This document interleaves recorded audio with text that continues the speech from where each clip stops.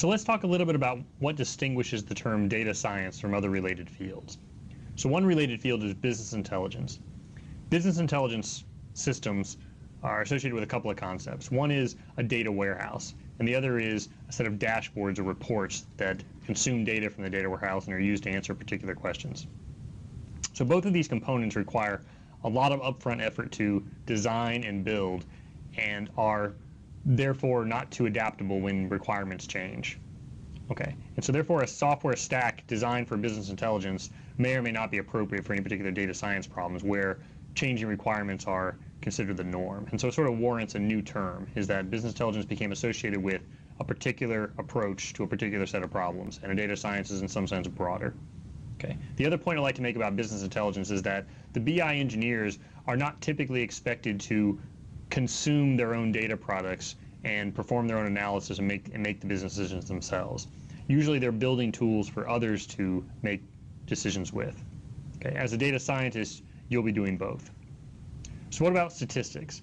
Well, statistical methods are at the heart of what a data scientist does day to day, but a statistician will typically be comfortable with assuming that any data set they encounter will fit in main memory on a single machine. And this makes sense because the whole field was born out of the need to extract the most information possible from a very sparse, very expensive to collect, and typically therefore very small data set.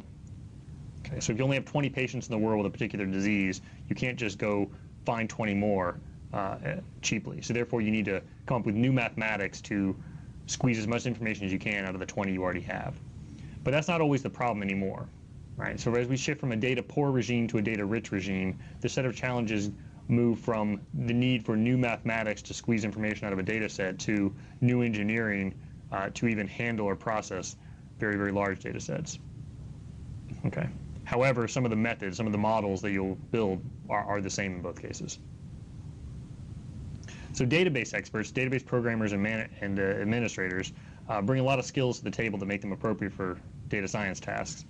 But there's a focus on a particular data model, which is usually the relational data model. Okay. So this is rows and columns. So if you have data coming from sources that are video or audio or even text, or to some extent even graphs, nodes and edges, which we'll talk about, a relational database may or may not be the right tool, and even the concepts that transcend any particular database system may or may not be appropriate. And we'll sort of explore when and where it isn't appropriate as we get into the course. Okay, so visualization experts also bring a lot of skills to the table, but like statisticians are historically less concerned with massive scale, data that spans many hundreds of machines. And then finally, machine learning is perhaps the closest to data science, but here, and we'll try to make more of a point about this later, as a proportion of the time you'll spend on a data science problem, actually choosing the right model or algorithm, machine learning technique, and applying it and running it is a fairly small fraction. What you'll be spending much more time on is the preparation of the data, the manipulation of the data, the cleaning of the data, the wrangling of the data, as some have been saying. And for this, machine learning techniques are not particularly relevant. And so this falls back more towards the database managers, the database experts and database programmers. Okay.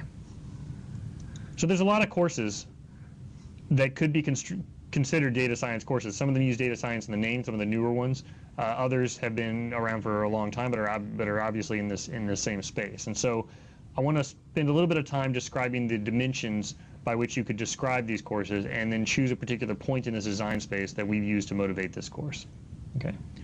So as a preface, let me show you this quote from Aaron Kimball, who's the CTO at Webdata. And so he said to me that he worries that the data scientist role is perhaps like the mythical webmaster of the 90s, that they were expected to do everything. Right? The companies knew they needed to get on the internet in the mid-90s, but they didn't know how. And so they said, well, we'll hire a webmaster, problem solved. All right, the webmaster will write all the content for the website. They'll do the design and manage the user experience. They'll write the code that will wire the website to the order fulfillment system in the back end. They'll actually structure the pages and do the navigation. They'll do the logging required to make sure that the site stays up all the time and has reasonably high availability. They'll design the schema to hold the data that will be served out through the website and so on. And so it wasn't really feasible that you're going to get this in a single person. And so instead, the internet strategy became a broader team. Similarly, that might be what we see happening with data science. But here's what it means to me. The term data science tells me that if you're a database administrator and your skills are solely about relational databases, the current trend is you will need to learn more about unstructured data and statistical modeling. If you're a statistician, you will need to learn to deal with data that does not fit in memory. If you're a software engineer who's used to sort of building systems and working with files directly, you'll need to learn some statistical modeling and how to communicate your results to your managers. You'll need to work with these data sets and actually use them to make decisions. And if you're a business analyst who is trained to make the decisions based on data, you're going to need to start understanding a little bit more about the algorithms and trade-offs, especially at scale. And for a couple of reasons. One is the costs change dramatically based on the technology you're picking. What's happening with cloud computing that we'll talk a little bit about, and what's happening with these algorithms is that you might be able to get an answer, but it may cost more or less than it did 5 years ago. The other reason is that as we do more fly-by-wire business, meaning we trust algorithms more and more to make some decisions for us, they become these opaque black boxes. And if you don't understand what's going on inside that black box, you're bound to misinterpret the results. And so it's no longer safe to just sort of throw your trust over the wall to some algorithm or to your staff that's running these algorithms. You may need to sort of internalize the trade-offs in choosing one model versus another yourself. Okay. So here are the dimensions by which I like to describe these different courses. The first one is breadth. And so I divide breadth into tools versus abstractions. And so every sophisticated course would prefer to cheat towards abstractions, right? You want concepts that transcend any particular implementation. However, what students are interested in is hands-on experience using tools they can use, tomorrow at a job. And so you always have this tension between these two. All right. And so some examples here are, Hadoop, which we'll talk about, is an implementation of an abstraction called MapReduce. And then the MapReduce abstraction certainly transcends its particular implementation in Hadoop. Okay, and so here, as I'll mention in the next segment, I want to cheat towards abstraction whenever possible, but make sure that there are assignments that give you the hands-on skills that people are interested in. All right, the next dimension here is depth. And so by depth, I intend the distinction between structural manipulation of data and statistical manipulation of data. Okay, and so here you can think about the relational algebra as a structural formalism, a formalism for manipulating data structurally, while the linear algebra is perhaps a formalism for manipulating data statistically.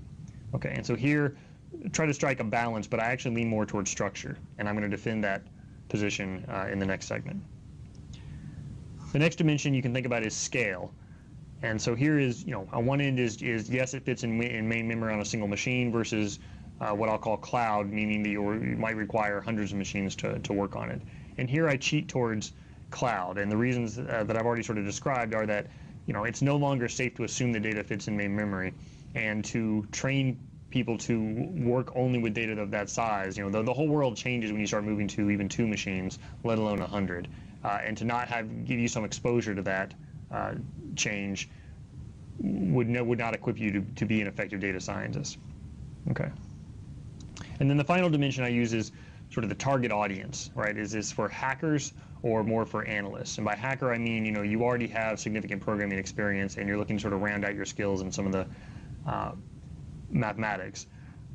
Or are you more of a technology decision maker who is trying to bring a little bit of technical depth? And here I like to actually strike a balance. I don't want this course to be solely assuming that you are a seasoned developer, but nor can we sort of ignore all programming whatsoever. So we're going to try to strike a balance between these two.